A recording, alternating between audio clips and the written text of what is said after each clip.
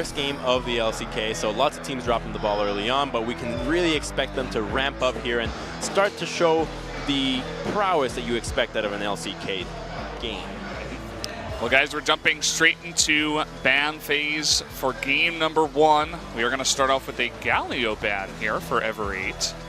And Jace, I want to make a comment on this pick. The Jace is not just a top lane Jace, not just a jungle Jace, but in the Challenger Series for Korea, Malrai has actually been playing the jungle Jace. So it's a very powerful flex pick that you just want to get rid of it. It's such a strong presence in every single role that you put him in, and you just don't want to deal with it because, let's be honest, who has practice against Jace jungle? Yeah, it's definitely something you want to make sure that you take away if it's a special pick, especially for someone like Malrang, one of the 2 bus drivers, as they say on Ever8, him and Sep did really pulling it together. And the Elise, a very powerful pick right now. Just overall, easy to first pick. Makes every other champion that you pick be a little bit stronger on the damage front because she brings that CC, because she brings that early game in. If you can just get past that early stage of the game, the snowballing potential that you currently have, when you think about adding Herald to the mix, is so powerful that the only team we've seen really use it to somewhat of a decent effect was Samsung. And as these teams progress and the league goes on, we're going to see a lot better use of the Herald and triple jungle ban. I know it's weird to say that Jace is going to be a jungle ban, but yes, that is considered a jungle ban, but they are going to be giving up the Syndra to Septed. Now, this guy's Syndra was immaculate, one of the most exciting up-and-coming players right now. You heard in an interview with Cuvee that if Septed really puts in the work, he can really get to the top as one of the best mid laners in LCK right now. And such a young player that it's really refreshing to see so much emphasis being given to him and just let him have that first pick. MVP Ian fighting, waiting for you in Taiwan, China.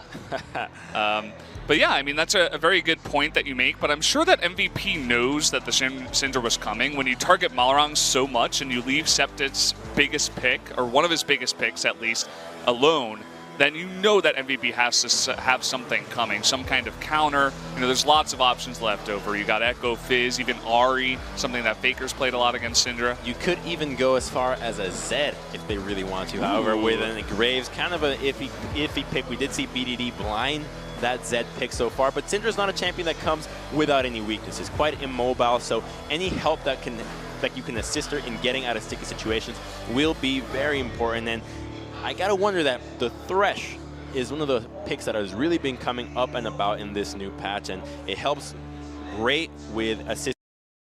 Is also setting up lots of picks very early on now. What is Hachani going to bring out now? It's hard to call him Hachani. He is comeback, so we will keep calling him as comeback, but the Olaf will be most likely the pick that gets locked in, and a lot of upfront damage, lots of beefiness coming out from Ever8, and already a really scary composition on their lineup. Yeah, wanting to make sure that they pick up one of the other very competitive jungle picks, especially with all the jungle bans that we already have and the jungle pick by MVP. They want to make sure that other jungle picks do not get banned out in the second phase.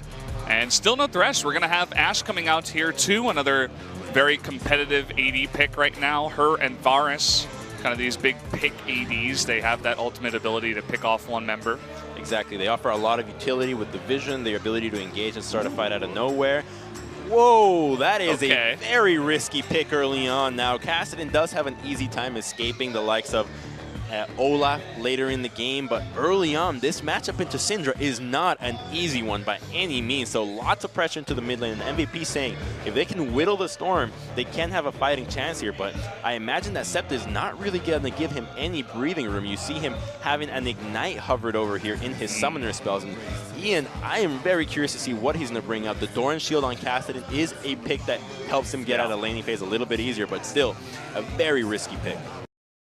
Probably the idea, you know, pick up the Doran Shield, just try to sustain, play it safe, but even with the Graves jungle too, you know, a jungle that really just wants to farm, sit back, maybe counter gank a couple of times, but not going to be camping your lane, helping you out, pushing you forward, doing stuff like that, so. Exactly, pre-level 6 is going to be quite difficult to really go ahead and pressure the Syndra, and it's going to be the Tahm Kench ban. I love this ban right now. It's a very strong pick, not only for denying Syndra's ultimate, but also denying the Ashe arrow. So I like the pick up here, understanding the weaknesses of the composition that Ever8 has drafted and making sure that they ban appropriately so that they're set up for success when the mid-game rolls around and they're starting to look for picks.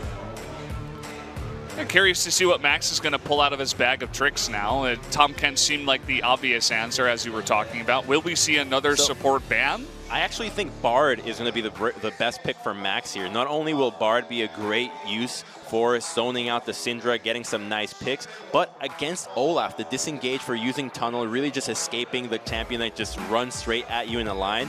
So the Bard makes a lot of sense for me. He did play it in Game 1 in the first week, and so it would not surprise me. And ADD going back to Sejuani, that's 4 games in a row of Sejuani. Well, this man just cannot get enough of the Look at the smile on his face, too. He's like, haha, they didn't ban my Sejuani. I'll just play it again.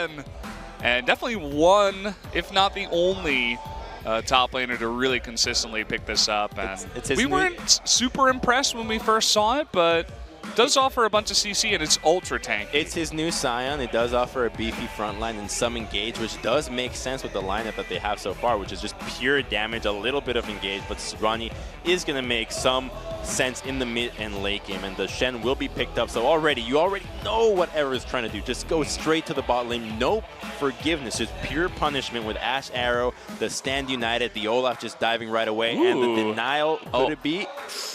I was going to say, that would be really smart from them. You were talking about the Bard to have a counter pick, but they will go with the very standard Thresh.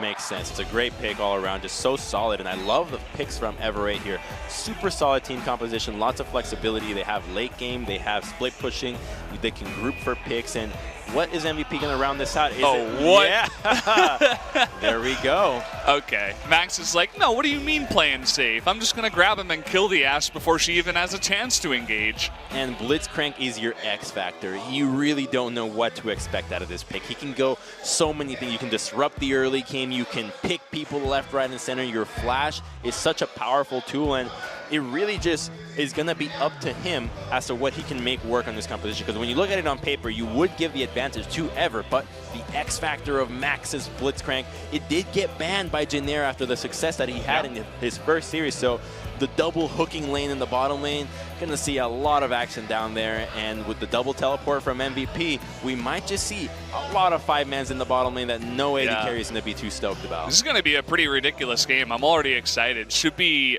very, very action-packed. In the bot lane, as you were talking about, we might even see some pressure mid from Ever8, trying to get that Kassadin behind. And man, you could call that Blitzcrank the Max factor at this point. No one else is playing it, so it's basically his champion. And the cool thing about the champions, why we know it's going to be action-packed, is that these picks, Thresh and Blitzcrank, they can't really just say, oh, we're just going to harass. You hook, and that's an all-in already. You're going in for the fight. You know what you're getting into when you're picking these picks, and both teams understand this. Let's get into it then. Yeah, looks like we're just getting one last final look at the compositions, as we've been talking about lots of engage, lots of action throughout the game, beyond on another pick that kind of goes towards the late game. Again, we can talk about that a little bit later, but either way, guys, here's the lineup. Let's jump into game number 1 right away. It's going to be Ever8 versus MVP. Let's jump onto the Rift.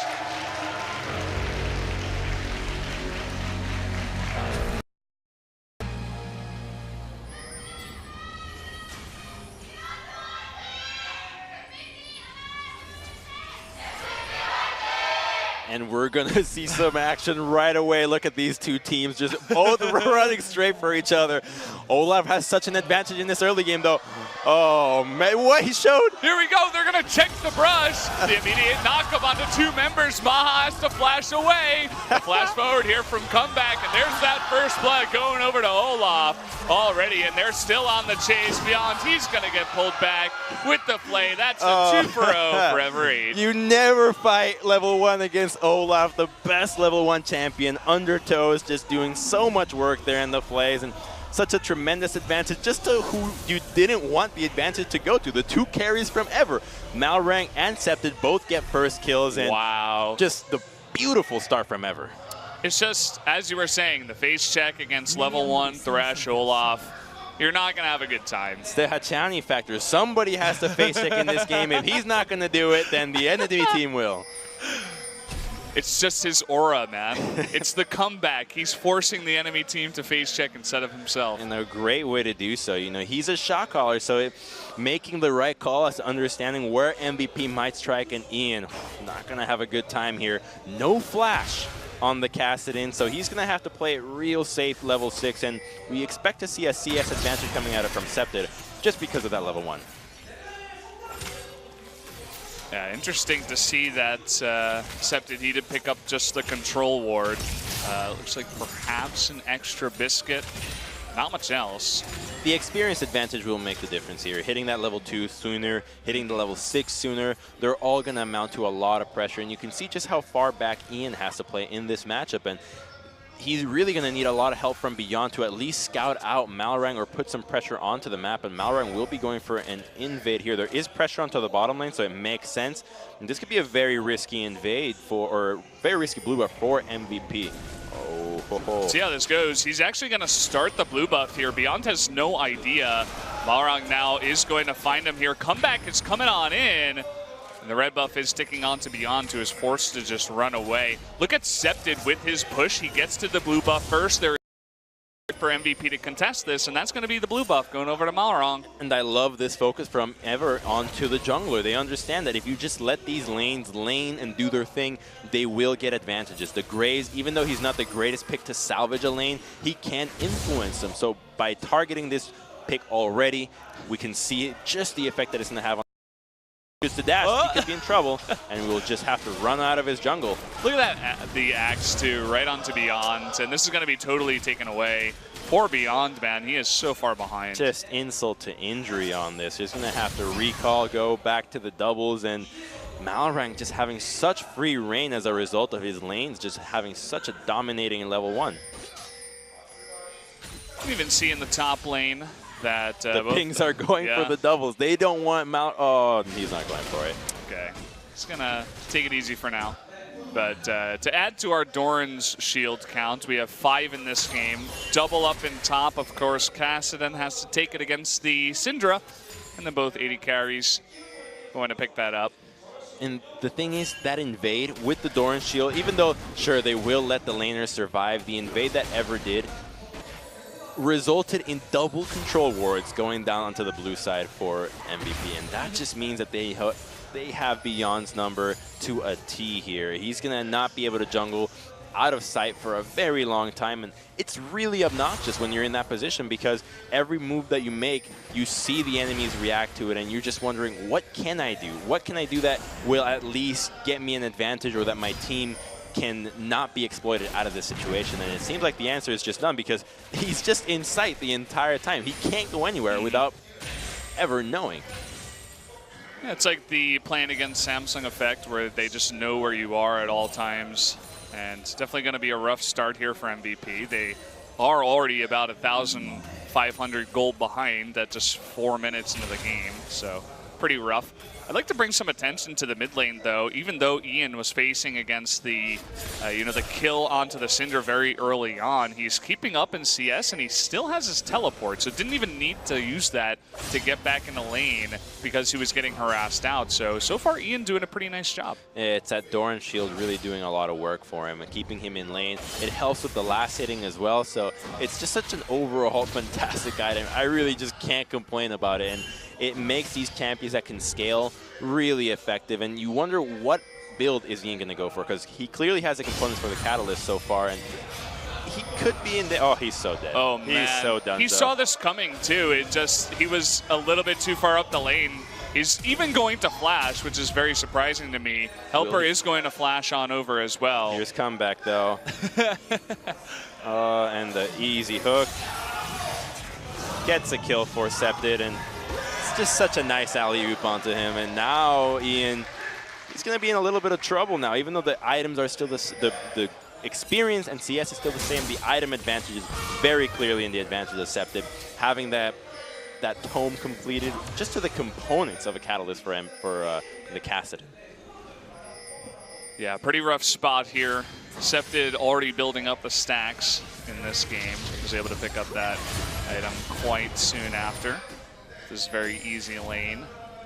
And the teleport from ADD here in the top side signals that help that Ever will be trying to make moves once again in the bottom side of the map. They will have Ash Arrow online very soon, and with the Stand United, the ability to just dive anybody is just so easy. Oh, the flash coming in here, he ultimates to begin, and you were talking about this action coming on in. Beyond is super dead. 4-on-1 action. Not what MVP wanted to see. You do not see that in League of Legends often. That's for another site. Yeah. And now they're going to go just get control of that blue buff once again. Teleport gets blown, and they just get that kill onto Beyond for their troubles. But any advantage that Ever can get is a good advantage for them. And ADD will have to just run with this tail between its legs. Do boars have tails? I think they do have tails. Yeah, I think they do. Yeah, tails. Little pretty waggly sure they do. tails. Yeah. Can't really see it below all that armor, but I love with the lead that Ever8 got how they're focusing Beyond so much too, not just because it's a good idea, but because the player in their first match up against Jin Air, you saw Ian playing a lot of Karma actually, and a lot of these damage carries from Beyond instead. So now he's getting behind on the Graves. It's going to take him a much longer time to actually scale up to that late game. It's going to be near impossible for him. The build that he's going to have to go for will be changed. He's just going to have to play so far back that he has to respect pretty much every damage source from Ever at this point, and not the position you want to be in as a Graves.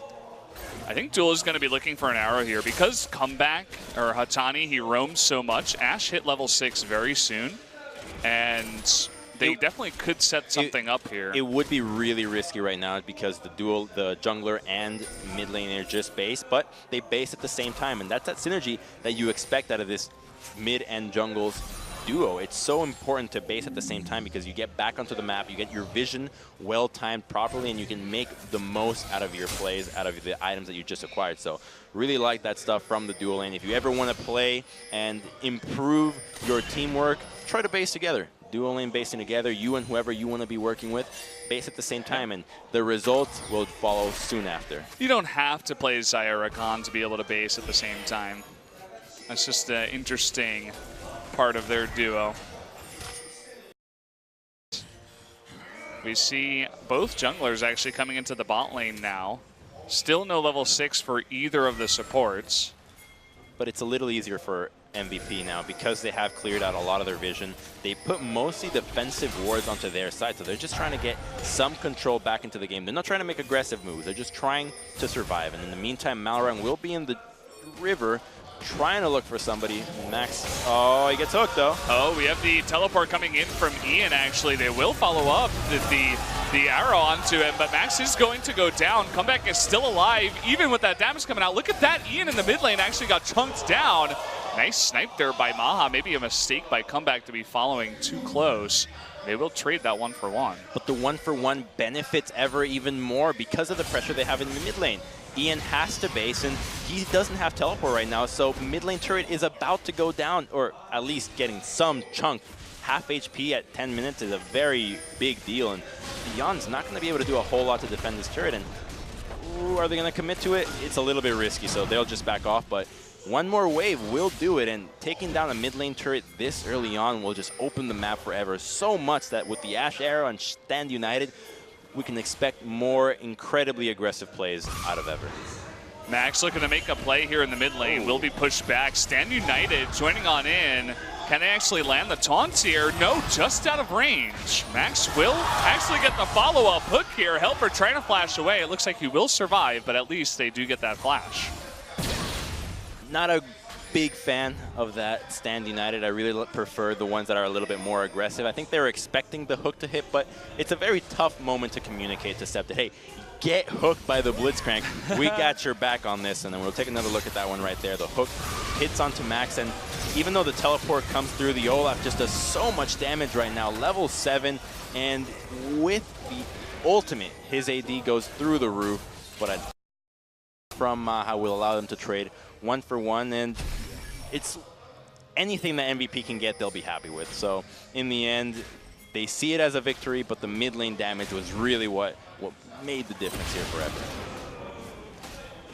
Blue buff going to be handed on over to Septed, who once again looks to be the bus driver in this game. 3-0-1, has nearly the most farm in the game, actually tied with his 80 carry in the bot lane, but has a nice juicy wave in mid.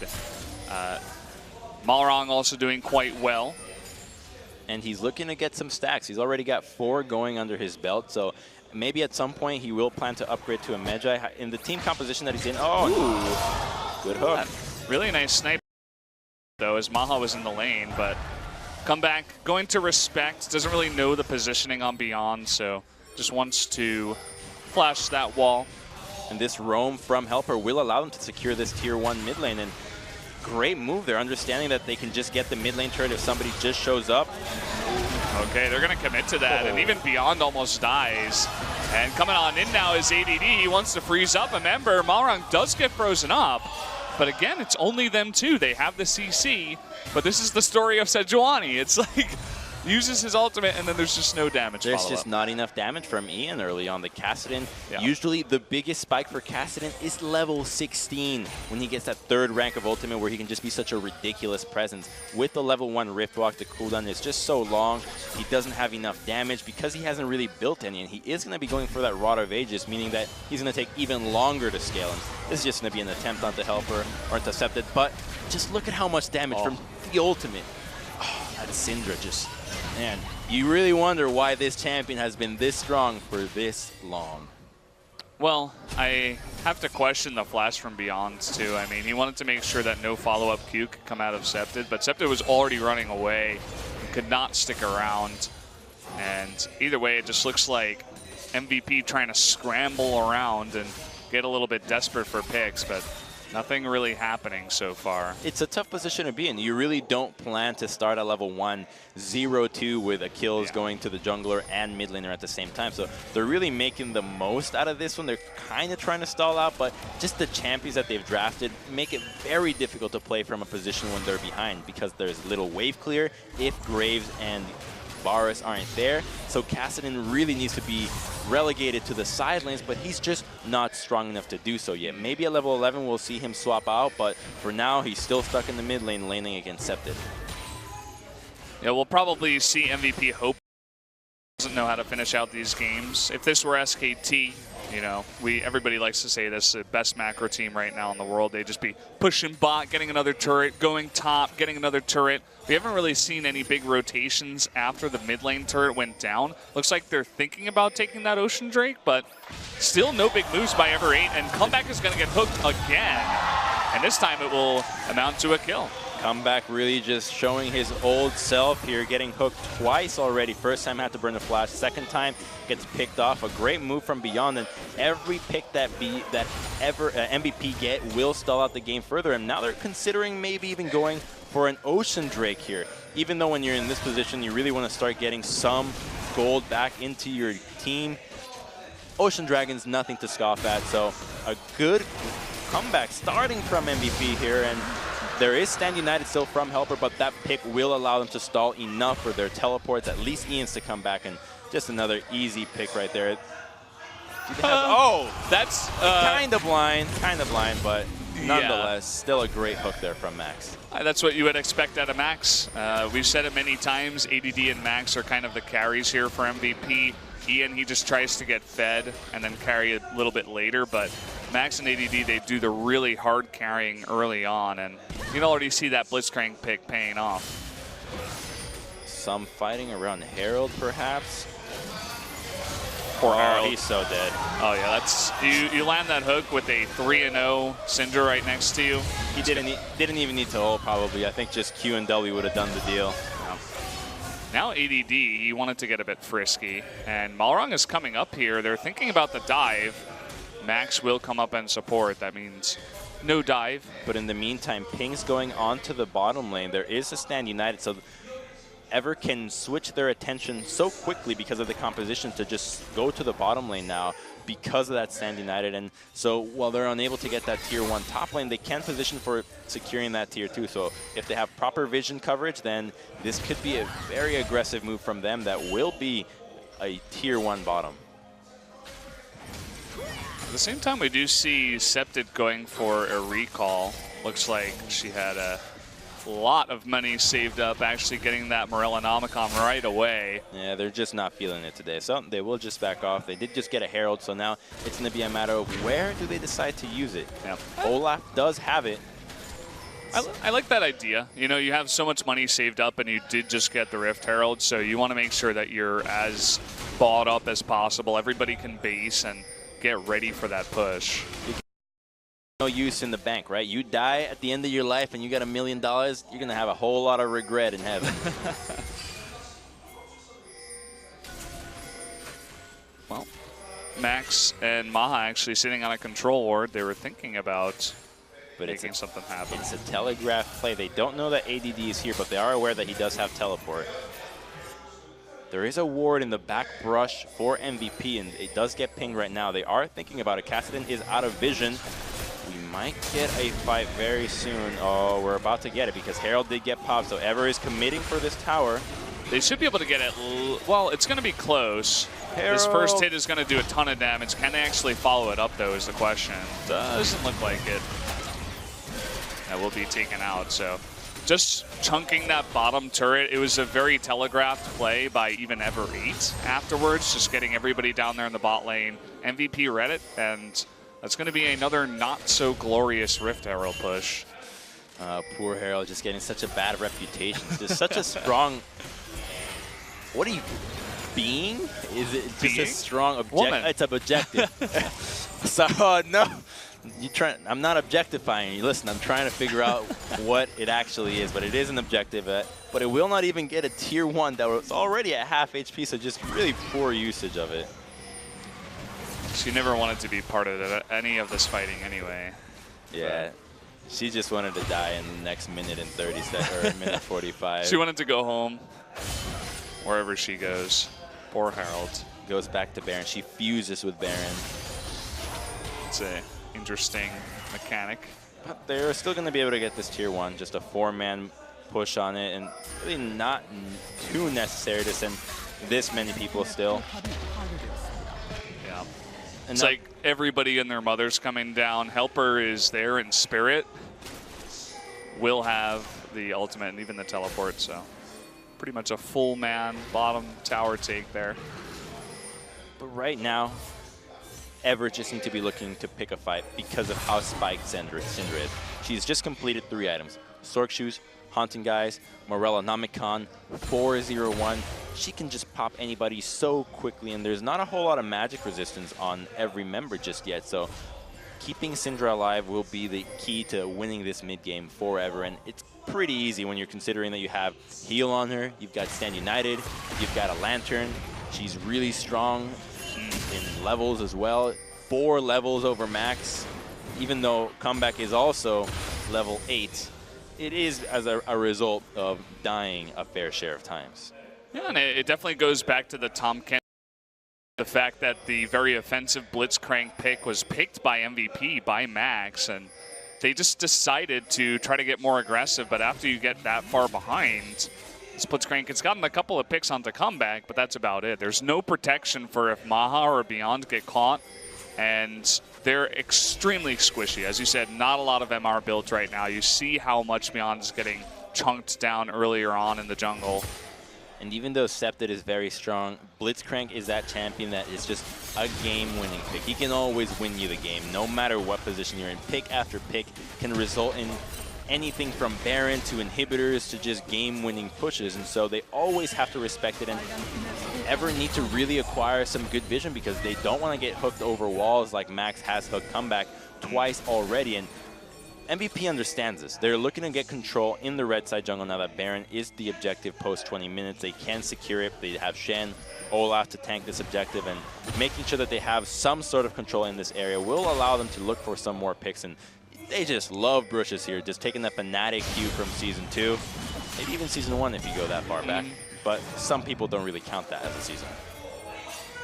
Well, they're still chilling in the brush here. There's a wild boar chase down in bot, but actually they seemingly give up. Okay, finally Malrong's going to come down here, but immediately the rotation from MVP will come down, so No kills just yet from either side. And this is just a Cloud Drake, like you were saying. You know, the Cloud Drake, not a big deal. The Baron, a huge deal. And it seems like both teams are actually really contesting the Cloud Drake as of now. It's not a big deal, but Ever doesn't feel comfortable making the moves. Why? Because they just don't have any vision. MVP has done a very good job of keeping their defensive vision in check. You can see that triple control ward in the bot side. It just got moved to the further up, but you've got Merc Treads on Caso. That's why you go for this pick when you have a Thresh, when you have an Ashe, Shen, even the Syndra. Merc Treads make such a world of difference on this pick, making it a little bit tankier and allowing him to stay in the fight and put himself in a little bit of more dangerous situations just because he knows he can escape very quickly. And he's already level 13. The later this game goes, the better things will be for MVP. So MVP going to start up this Cloud Drake. There's absolutely no pressure from Ever8. They have no, well, they do have vision of the pit, but seems like a bunch of people just recalling right there, so they don't have the potential to even contest that. And I mean, I like the rotations from Ever8 to take out every tier 1 turret, but they've all been a bit clunky. You know, they send 4 people down into bot lane to take out a super weak turret, and then they kind of just awkwardly run around. You know, as you were saying, no one's placing wards, no one's putting pressure elsewhere, and I think that's becoming a problem for them right now. Exactly. You're bringing up the point of vision, and Ashe just can't go for arrows if she doesn't know who's there to follow up or who she can actually arrow. There's no deep vision, and Ever is just going to be bleeding and kind of lost in this mid game. MVP just setting up into that 1-3-1 right now. Still nobody in the mid lane, but giving free reign to Ian is not what you want to be doing, because as this Kassadin gets stronger and stronger, he will have the ability to delete single targets, and Ever only has 2 carries in this lineup. If Syndra or Ashe go down, the fight most likely will go MVP's way just because they have more DPS. Ashe is not your high DPS AD carry. She's typically just your utility. It's only until the very later stages in the game where she's got her Infinity Edge, if she chooses to go that build, where she will be capable of just melting people. But for now, more of a utility pick. Yeah. It's a great point you make about, you know, Kassadin being able to blow up picks. I mean, Ian's sitting at 0-0-0. He hasn't really fed much, but he hasn't really been fed much either, but he will eventually get there. And you look at the defensive items comparatively between the mid laners, you know, Rod of Ages, Merc Treads for Kassadin, but absolutely no defensive items here for Syndra. Because the thing is, think about the way that MVP will try to engage. They will obviously target the carries, and so you have Kassadin that can go in and without the magic resist that you bring up, he most likely can get a target down to maybe 40–50% damage HP. But then you have Varus that can follow from very far away with a piercing arrow. He can follow with his spells, and then you have Graves with the collateral damage to really just put the hurt on the backline. And if they can execute it properly and eliminate a target before a Stand United comes through, or just even through the shields, then they have a really good chance at this game. And so I'm worried about Ever's plan here to accelerate this game. They have to be pushing the Baron and really trying to make moves onto this map. Otherwise, they are going to get outscaled. Where's the pressure with the 401 Syndra? I mean, when you see Sam on the blue side, the entire red side of MVP would be lit up like a Christmas tree right now. Yeah. But right now, MVP has total control of the red side. There's no pressure towards the Baron. They can see the Baron right now. Where's the pressure at, bro? There's none of it happening, and they're just giving up all their vision. They're not grouped up, and Ashe may be looking for an arrow here. Oh, okay. Yeah. Well, there it is. This is what we're talking about. Like, they could have done that 5 minutes ago. It's just that easy. It's just that easy. That should be the tagline for Syndra. When you go to the store, you want to buy Syndra, it's just that easy. Okay, so it looks like they're thinking about finally going for the Baron now. And they're going to start it. Good move here. There is no smite, so they can just choose to finish it if they so desire. A big hook onto Comeback, who is sitting on a ward, and Stand United, I mean, they're delaying. Yeah, this is good for forever. They will just get a freebie. Okay, Helper might even survive. Looks like the Sejuani ult does come out, but Helper does survive, so nobody actually dies. He lives. What? He lived. He's based in the red. Look at that. Okay, so nobody dies, and they get the Baron. Definitely a big move there for Ever8. They didn't even have to get vision for that pick. They just saw one guy point, click, delete, and look at that.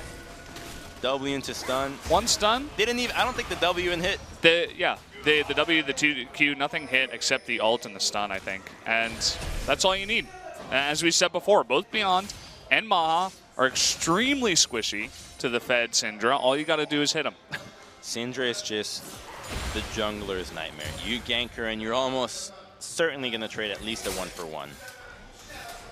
Yeah. Just press R.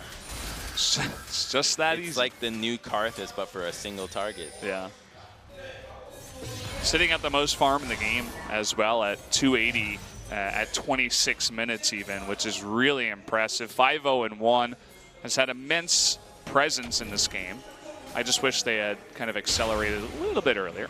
But it is 26 minutes in a 6,000 gold lead. They are in a good position. There is a teleport onto Helper here if they so desire, but they need to start looking at turrets here. The wave clear from MVP, most likely not going to be too crazy dealing with these Baron minions, but there's nobody in a position to hook them. They're just going on that boar chase again, the Sejuani just being so appealing for them. By the way, boar, I understand what they're chasing. One of the most delicious meats I have ever eaten. Really? Oh yeah, that and capybaras actually. I've never tasted boar myself. We've discussed this out here in Korea. I'm not the most adventurous eater, but Crumbs definitely is. Capybaras, man. It's called chihuire. It's actually absolutely delicious. I'll show it to you, but Sejuani is still looking for some engages, but look at how far back Comeback is playing. He understands that he's on Lantern duty here, and being so far back makes the engage from MVP just very dubious as to where do they go in, who do they engage on? Are they going to get lanterned out? Do they even have the damage to go for it? And the answer seems to be no for pretty much anything, as they give up another top lane turret, and there's going to be 2 cannon minions onto this wave. So this is massive. You were talking about the lack of wave clear too. The Kassadin not really able to offer much. The arrow is going to sail wide. It might not even matter. Hook also misses. Teleport coming in, but the turret is going to die as the teleport is canceled. Look at the position right now of ADD. Nowhere in sight, and there is no defense of that top inhibitor. Will go down as Ever8 begins to push their advantage. Just a complete freebie and a great use of the teleport from Helper, stalling out that creep, saying we are committing for this. You need to either fight us now or you give this turret up, and they give it up, but as a result, not only do they get a teleport advantage because of the Stand United, they also get ADD's teleport, which means that he now doesn't have the option of flanking for an engage, so MVP has to completely reassess how they want to take these fights out, and it's going to be Sejuani having to do some sort of fancy footwork around Ever to try to get a good ultimate. Seemingly, in a weird way, MVP has had total control over these dragons up until now. It looks like perhaps Ever8 wants to put on the pressure now. Here comes Olaf coming on in. You can see how tanky Sejuani is, but that was kind of their war dance, saying, okay, this is our dragon, get the hell out of here. You don't want to fight us. But actually, as I say that, the flash forward from Max, he is going to hook the Olaf, but immediately he gets belted. ADD, doesn't matter how tanky he is. Ever8 just way too far ahead, almost 10,000 gold. Going to pick up 2 kills, the Infernal Drake. Let's see where they go from here. There's just no chance for a fight to be won head-on for MVP at this stage in the game. The 5-man group from Ever is just too strong. Ideally, you want to be flanking from multiple sides on Ever, looking for picks, but the level 1, the way that Ever played, they're looking to just close out this game very early on. 2 inhibitors down in under 30 minutes. They're just going to do a casual recall here, and all they need to do is just base, go for that bot lane turret, and this should just be the final couple of minutes for MVP in this game. So I remember saying in the pick ban phase, I'm like, oh, this is going to be really smart from MVP. They give the Syndra to Ever8, but they've got a counter, right? Well, it seemed like Kassadin was the counter. I understand that 2 kills were given over to Ever8 before even the minions spawned, but at the same time, sitting at 6-0-1 and totally dominating the game, I wouldn't be surprised to see Syndra banned next time. Absolutely. I mean, it was banned in the previous series against Septed after he showed 1 game, and I actually thought it would just be a perma-ban from then on out just because of how effective he was at it. But we'll take another look right here. This is probably one of the worst blitz flashes I've seen in a while. He's going to flash hook Olaf into the team. I know he's looking for Ashe, but he does a great job of body blocking, and when you have Olaf there, just not a good time. But I want to bring light to another issue that we can accept that this game is over, but take a look at the build from Maha here. He went Essence Reaver into Hurricane into QSS. And while the QSS makes sense when you're dealing with Syndra and Ashe, when you're this far behind, you never go with defensive. You always need to be building damage, because when you're behind, that means that your DPS isn't there. So you really need to increase your chances to be able to punish a mistake from the enemy. But if you have defensive tools on your side, your ability to punish goes down tremendously. And so when that build goes through, it's just a complete signal that the chances of MVP winning a fight go from slim to absolutely none. It was kind of funny to watch. Oh, the TP here, though. Okay, they're going to come on in. Kassadin coming from behind, looking to engage on in here. They actually do get a member. Can't actually see who that is in the fight, but they will take out Syndra before this fight even goes down. Duel in the backline, though, is able to do enough damage. Was protected for quite a while. They do trade 1 for 1.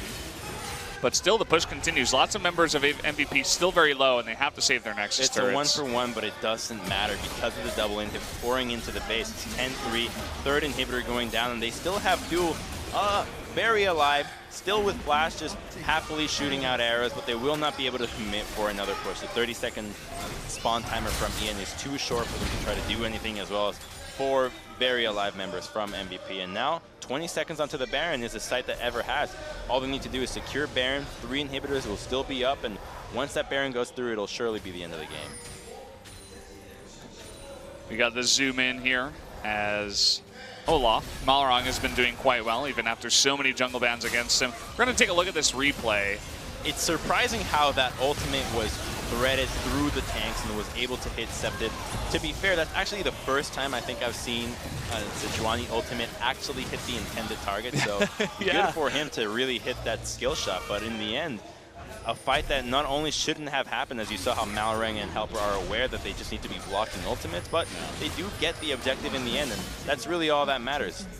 It's a little bit unwise to try to force this objective without pressure just yet. There is a chance of a steal. All they have to do is just wait for the minion waves, but they're not going to wait at all. They're going to give MVP a little bit of leeway. They recognize the situation and just keep stalling out. First inhib spawns, however.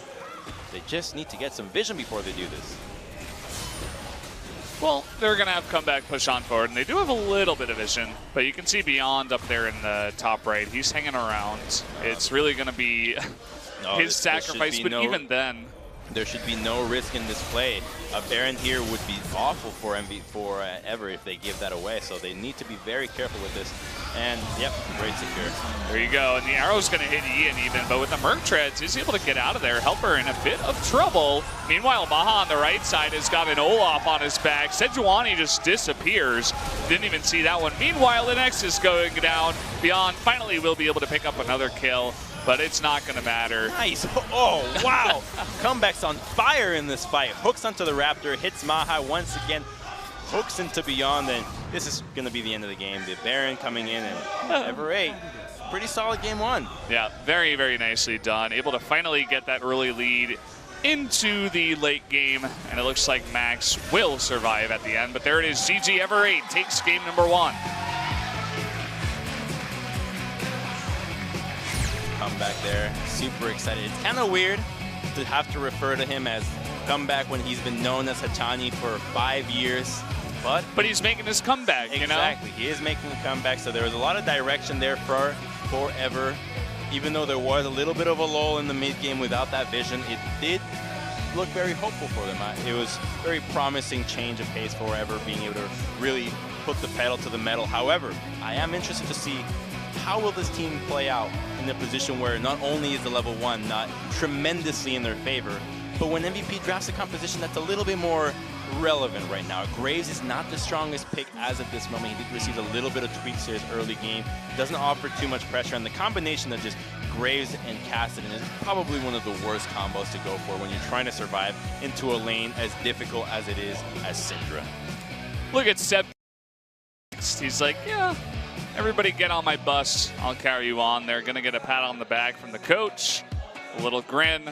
And he seemingly had the most comfortable game of his life. That was a pretty insane Syndra play. He did die once at the end, a pretty insane Sejuani ult, but either way, this is what really got the ball rolling. The story of the game. You face check into one of the strongest level 1s in the game. Shen, Thresh, and Olaf out of all picks. Just Undertow melts through the entire lineup. The endless slows, and 2 kills in level 1 is probably the worst outcome you could ever hope for, that you can never really prepare for. So really good stuff from Ever, being able to take that advantage and close out. It would be very worrisome if they would not be able to win that game from that level 1. It was kind of a funny chase. ADD thought maybe he could suicide on the turret, but comeback was there. A very early roam from him. Definitely making his presence known throughout the beginning. This one was sick. Flash, unleashed power, stand united, doesn't even land the hook, just everybody trying to get beyond. He doesn't even get the chance to participate in that fight. And oh, jeez. Pretty sick hooks from comeback all game long. Just so much damage. Let's stun. Yeah, that's a stun, guys. Into the unlimited power. I'm curious to see how comeback gets out of this one. So I think he just walks into the brush. They just let him go. He's like, you're free to go. We want helper. We want the Baron. We'll allow it. Oh, with the Baron recall. They don't even allow. They don't even check. They're like, yeah, all right, okay. You can see Max had the scanner, but just barely missed. But either way, the result coming in looks very one-sided for Ever8. Obviously, the early double kill going over to both Malrang and Septed. You can see the crazy damage from Syndra throughout this game. As it was one-sided, I think the level 1 was really the story, but the draft for MVP, I think that's the thing that they can really take away from this one. Is this a draft that they want to go for? Do they really want to allow Syndra to go through once again? Are they really looking to go with a no wave clear composition from the mid lane and just go for a 1-3-1 like that? That isn't really the most effective composition on 1-3-1. Typically you see it with maybe a Fiora as well, just a lot of pressure as opposed to a team fighter like Sejuani. But overall, Game 2 most likely will be quite different from Game 1. Yeah, you can see a lot of discussion going on here in the booth as they talk about what exactly went wrong, how they can mix up the pick ban. They're probably talking about pick ban for the next game as well. What went wrong? Where do we begin? Actually, from the first minute 1. 3 bans when you didn't ban Syndra. Yeah, I think that's definitely true as well. But either way, guys, we're going to take a quick break, and we'll be back with game number 2.